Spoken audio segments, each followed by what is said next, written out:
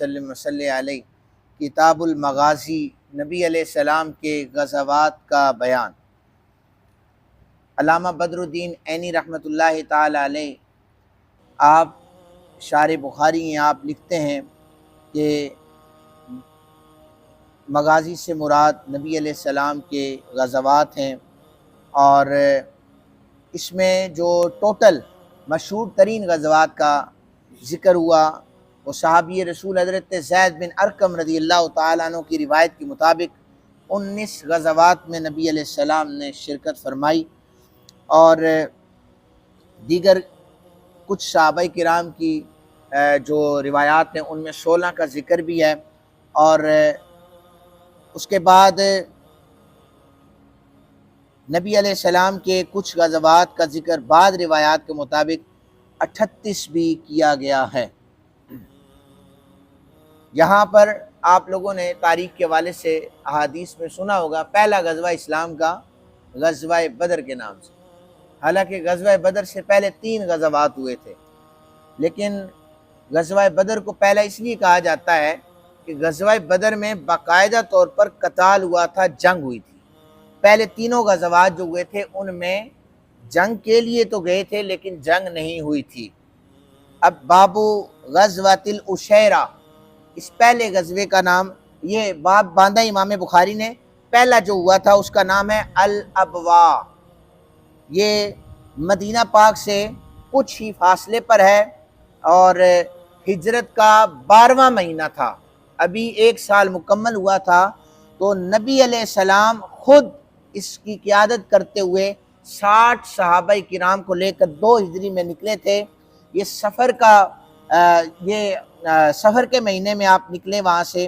سعد بن عبادہ کو رضی اللہ تعالیٰ عنہ کو مدینہ پاک کا عامل بنایا تھا، اور آپ کا مقصد یہ تھا کہ آپ نے وہاں جا کر ایک لشکر کو روکنا ہے، لیکن وہاں جب آپ تشریف لے گئے کوئی بھی لشکر اس کا سامنا نہ ہو سکا، بغیر کسی نقصان کے سید عالم صلی اللہ علیہ وسلم واپس تشریف لے آئے۔ دوسرا جو غزوہ ہوا الابواء کے نام سے، دوسرا جو غزوہ ہوا بوات کے نام سے، پہلا الابواء ہے، دوسرا بوات کے نام سے، بالکل 1 مہینے کے بعد، پہلا الابواء کے بعد بوات۔ اس غزوے میں 200 صحابہ کرام نبی علیہ السلام کے ساتھ تشریف فرما ہوئے۔ سعد بن معاذ رضی اللہ تعالیٰ عنہ کو مدینہ پاک میں خلیفہ بنایا۔ نبی علیہ السلام نے 200 گھڑ سواروں کے ساتھ ایک لشکر پر حملہ کرنا چاہا۔ سعد بن ابی وقاص رضی اللہ تعالیٰ عنہ کے ہاتھ میں جھنڈا تھا، اور یہ لشکر جس کا رستہ روکنا چاہتے تھے یہ امیہ بن خلف، جو حضرت بلال حبشی پر ظلم کیا کرتا تھا، یہ اس شخص کا لشکر تھا، 50 لوگوں کا سامان تھا اس پر، لیکن جب وہاں پہنچے تو یہ بھی سامنا نہیں ہوا، یہ بھی نکل گیا، تو نبی علیہ السلام اس غزوے سے بھی واپس تشریف لے آئے۔ تیسرے نمبر پر پھر اسی طرح ایک اور مہم پر نبی علیہ السلام نے ایسا کیا کہ آپ نے 150 کی تعداد میں مجاہدین کو لیا، 150، تو آپ نے پھر حملہ کرنا چاہا، لیکن آپ کافی دن تک 2 مہینے تک وہاں پر رکے رہے، کوئی ایسا لشکر بھی نہیں آیا، لیکن نبی علیہ السلام پھر وہاں سے واپس تشریف لے آئے۔ یہ تینوں غزوات غزوہ بدر سے پہلے ہوئے تھے۔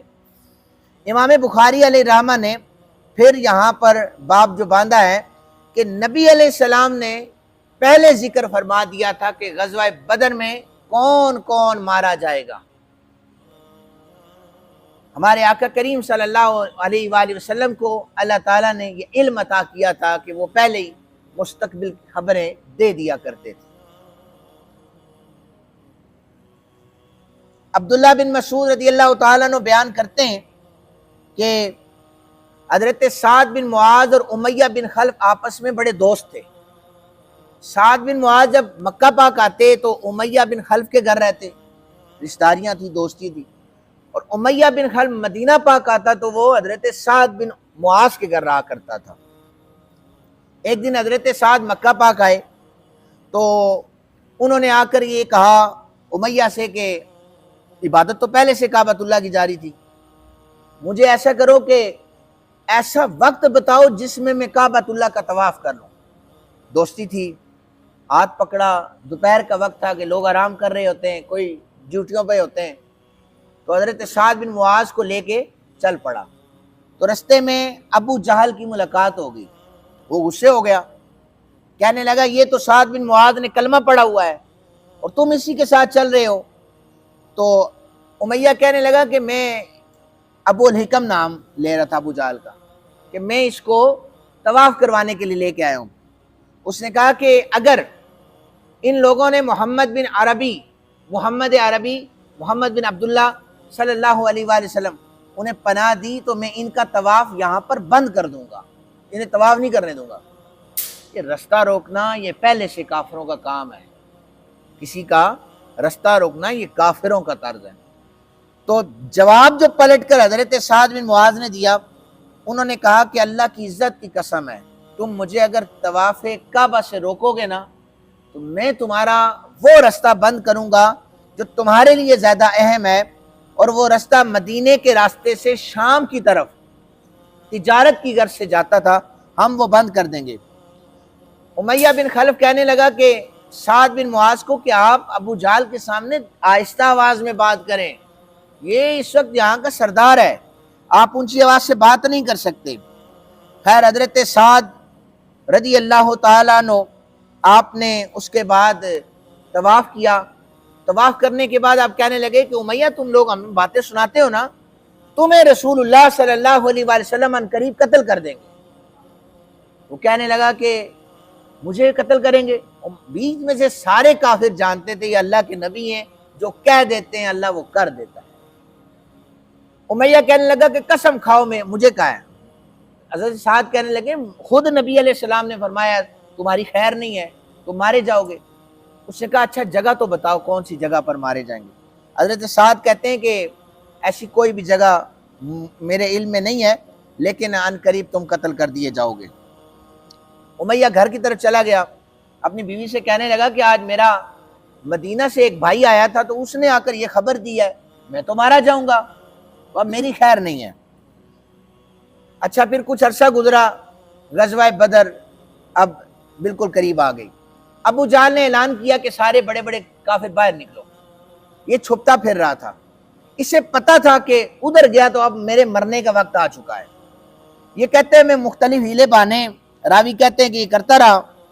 تو ابو جہل نے پھر ایک دن پیغام بھیجا کہ امیہ بن خلف سے کہو کہ تم سردار ہو, تم اگر پیچھے رہ گئے تو لوگ باتیں کریں گے کہ سردار صاحب پیچھے رہ گئے اور سارے سپاہی جناب آگے چلے گئے.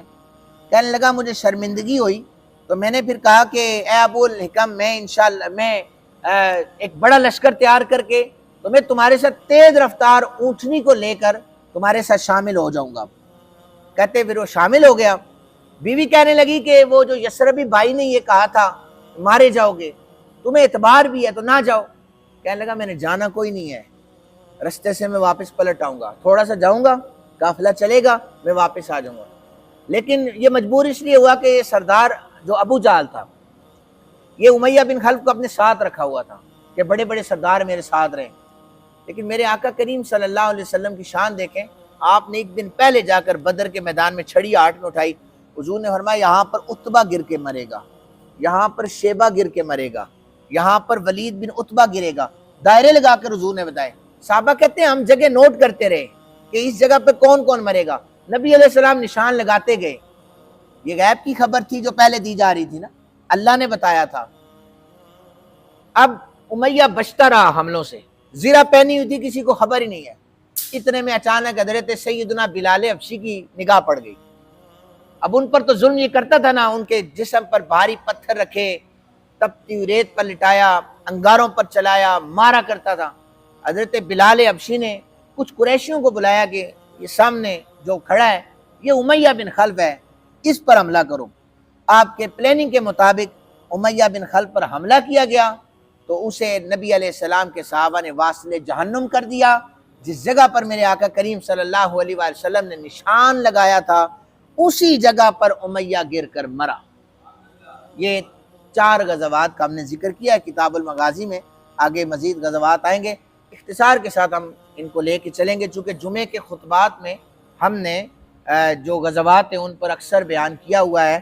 لیکن امام بخاری علیہ رحمہ کی احادیث اور ابواب کے مطابق انشاءاللہ جس غزوے کا نمبر آئے گا ہم اس کو پڑھیں گے ترتیب کے ساتھ۔ اللہ تعالیٰ ہم سب کے دلوں میں سید عالم صلی اللہ علیہ وسلم کا سچا پیار عطا فرمائے۔ وما علینا الا البلاغ۔